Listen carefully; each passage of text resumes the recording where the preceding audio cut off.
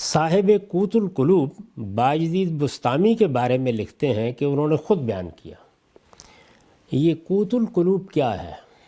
قوت القلوب فی معاملۃ المحبوب علم تصوف کی سب سے بلند پایہ کتاب۔ غزالی نے اس کے 20 صفحے اپنی کتاب احیاء علوم الدین میں نقل کیے ہیں۔ شیخ عبد القادر جیلانی نے بھی فتوح الغیب میں اس سے استفادہ کیا ہے۔ ابو طالب محمد بن علی الحارثی المکی کی تصنیف ہے۔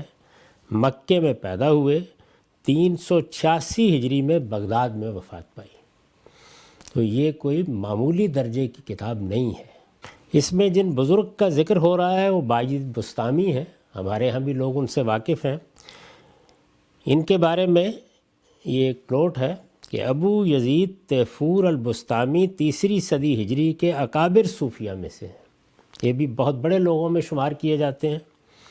ان کے بعض اقوال جن کو شتیات کہا جاتا ہے بہت مشہور ہیں، مثلا یہ کہ سبحانی ما اعظم شانی، میں پاک ہوں میری شان کتنی بڑی ہے، اور تاللہ ان لوائی اعظم من لوائے محمد، خدا کی قسم میرا علم یعنی میرا جھنڈا محمد کے علم سے بڑا ہے۔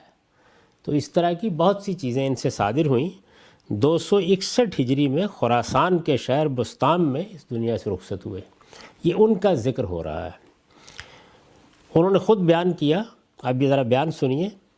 ادخلنی فی الفلک الاسفل فدورنی فی الملکوت السفلی فارانی الارضین وما تحتها الی الثری ثم ادخلنی فی الفلک العلوی فطوف بی فی السماوات وارانی ما فیہا من الجنان الی العرش ثم اوقفنی بین یدی فقال لی سلنی ای شیء رأیت حتی اہبہ لک۔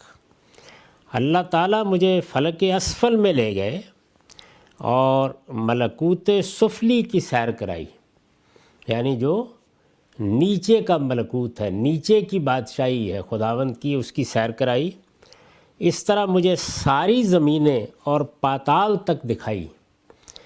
پھر فلک علوی میں لے گئے اور مجھے سارے آسمان اور ان میں بہشت کے باغوں سے لے کر عرش بری تک جو کچھ ہے وہ سب دکھایا۔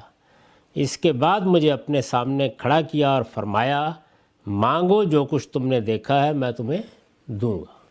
یہ انہوں نے اپنی معراج کا واقعہ بیان کیا ہے۔ صوفیہ کے احوال پر بڑی مشہور کتاب ہے شیخ عطار کی تذکرۃ الاولیاء، اس میں اس معراج کی باقی تفصیلات بھی بیان ہوئی ہیں۔ کوئی شخص اگر چاہے تو اس کو وہاں بھی دیکھ سکتا ہے۔ تذکرۃ الاولیاء میں شیخ فرید الدین عطار المتوفی 627 ہجری جو عربی میں کتاب لکھی گئی، پوری دنیا میں تصوف پہ اولیاء اللہ کے جو حالات زندگی ہیں، جس کو تصوف کے ہاں جن کو اولیاء اللہ مانا جاتا ہے، اس پہ اس سے اتھینٹک بک نہیں ہے۔ بریلوی دیوبندی دونوں چھاپ رہے ہیں۔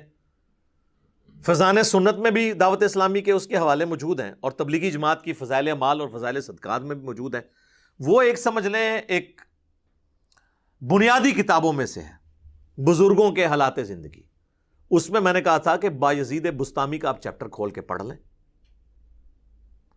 بایزید بستامی المتوفی 261 ہجری، ایک تو ان کی معراج کے اوپر چیپٹر باندھا گیا جس میں انہوں نے کہا کہ میں نے چشم یقین سے اللہ کا مشاہدہ کیا۔ معراج یعنی معراج تو ہم نبی علیہ السلام کے لیے مانتے ہیں اور کسی اور نبی کے لیے بھی نہیں مانتے، انہوں نے ان کے بارے میں کلیم کی۔ اور پھر اس کے بعد کرتے کرتے اس چیپٹر کا جب کنکلوژن آتا ہے نا، اس کے اینڈ پہ وہ کہتے ہیں کہ جی جب ان سے سوال پوچھا گیا، سوال پوچھنے والے پتہ نہیں کیڑا بٹ سی، وہ کہتے ہیں جی دسو قیامت والے دن جو انسانیت ہے کس کے جھنڈے کے نیچے ہوگی؟ تو وہ کہنے لگے میرے جھنڈے کے نیچے۔ بایزید بستامی کہنے لگے، اور اس نے کہا کہ میں قسمیاں کہتا ہوں کہ محمد اور تمام انبیاء، تمام اولین اور آخرین میرے جھنڈے کے نیچے ہوں گے، نعوذ باللہ۔ یہ بایزید بستامی کی طرف منسوب ہے۔ ہم بزرگوں کے بارے میں ایک ٹن حسن ظن رکھ لیتے ہیں کہ انہوں نے نہیں کہا ہوگا، اور جو لکھنے والے ہیں وہ خود بزرگ ہیں، شاید انہوں نے بھی نہ لکھا ہو، بعد میں کتابوں میں کسی نے ڈال لیا ہو۔ تو پرنٹنگ بند کرو نا کتاباں دی، منطقی انجام تو یہ ہے نا۔ اور پھر وہ کہتے ہیں کہ اس سے بھی آگے جا کے کہتے ہیں لوائی اعظم من لوائی محمد، میرا جھنڈا محمد کے جھنڈے سے بھی بڑا ہوگا، وَلِيَعُوذُ بِاللَّهِ تَعَالَى، نَعُوذُ بِاللَّهِ مِن ذَلِكَ۔ تو اور فرید الدین عطار صاحب اس کی تعویل کرتے ہیں کہ یار وہ اصل میں نا اس طرح کے کلمات ان کے منہ سے نکل جاتے تھے، وہ اس لیے نہیں کہ یہ کوئی اپنے آپ کو نبی علیہ السلام سے بڑا سمجھتے تھے، وہ اس لیے کہ ان کے منہ سے اللہ بول رہا تھا، اور اللہ کا جھنڈا تو محمد کے جھنڈے سے بڑا ہی ہوگا۔ یہ دیکھیں تعویل کتنی بڑی، بھائی قیامت والے دن تو جھنڈا ہونا ہی ایک ہے۔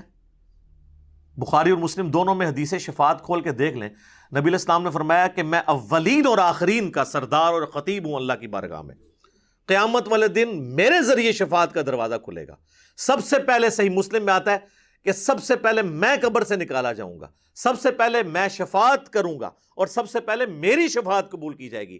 اور صحیح مسلم میں ایک اور حدیث ہے کہ قیامت والے دن سب سے پہلے میں جنت کے دروازے پہ جاؤں گا اور دستک دوں گا، اور پوچھنے والا پوچھے گا تو میں بتاؤں گا کہ محمد ہوں میں صلی اللہ علیہ وآلہ وسلم، تو مجھے وہ داروغہ جنت کہے گا کہ مجھے حکم بھی یہی تھا کہ میں آپ کے نام کے سوا کسی اور کے نام کے اوپر دروازہ نہ کھولوں۔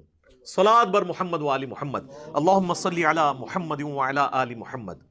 اور پھر آپ دیکھیں کہ اتنا بڑا دعویٰ کہ ان کے منہ سے اللہ بول رہا تھا۔ یار یہ عقیدہ تو محمد رسول اللہ کے بارے میں نہیں ہے ہمارا صلی اللہ علیہ وآلہ وسلم، ہمارے ماں باپ ان پہ قربان، ان کے بارے میں بھی آیا وَمَا يَنطِقُ عَنِ الْهَوَىٰ إِنْ هُوَ إِلَّا وَحْيٌ يُوحَىٰ۔ یہ محمد صلی اللہ علیہ وآلہ وسلم اپنی خواہش نفس سے کچھ نہیں کہتے، یہ وہی کہتے ہیں جو اللہ ان کو وحی کرتا ہے۔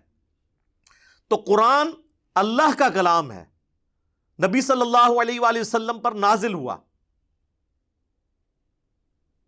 ان کے سینے پر۔ ہم یہ نہیں کہتے کہ اللہ ان کے منہ سے بولتا تھا۔